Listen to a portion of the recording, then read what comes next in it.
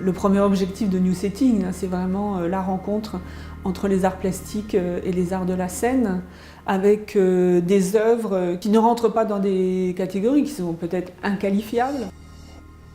Évidemment, chaque année, on a au moins un artiste plasticien qui a envie de faire une œuvre pour la scène. Cette année, c'est Théo Mercier. Alors, c'est pas sa première pièce pour la scène, mais en tout cas, là, il passe un cap. Ensuite, on a vraiment les duos. Cette année, par exemple, c'est Emmanuel Huynh et Nicolas Floch. Et il y a évidemment ces artistes de la scène, comme Chris Verdonck, où la portée vraiment plastique est très importante dans sa pièce.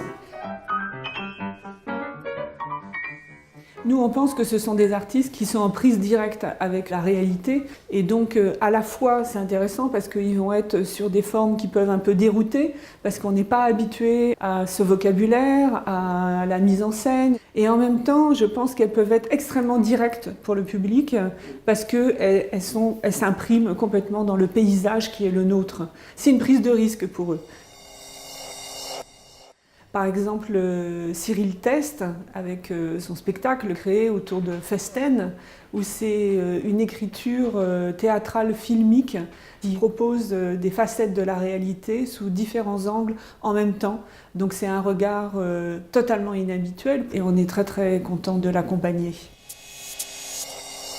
Noé Soulier, c'est vraiment un chorégraphe de l'écriture chorégraphique. Il a mis en scène des œuvres d'art qui sont la propriété donc, du centre Georges Pompidou. Et ce sont les régisseurs qui sont vraiment aussi les acteurs de cette pièce, puisque c'est eux qui déplacent ces œuvres. Et Noé Soulier est là où on ne l'attendait pas.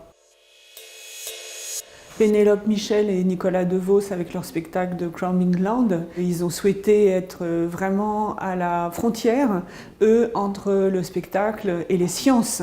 Ils ont été fascinés par les aurores boréales et donc ils ont fait un voyage en Laponie et c'est ce qui a inspiré leur spectacle. Cette année, on a aussi des artistes qui peut-être ressentent aussi aujourd'hui une urgence à être au plus proche du public, en fait au plus proche des autres citoyens. Et c'est pour ça que le projet de Boris Charmatz, Fou de danse, nous a énormément interpellés. Boris Charmatz a voulu vraiment susciter la rencontre et le partage. Je pense que les artistes aujourd'hui ont envie de décloisonner, d'aller encore plus loin.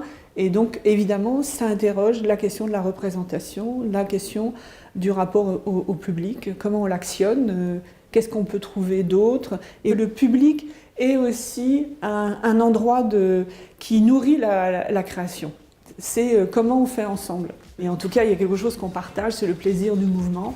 Et un mouvement n'est jamais neutre.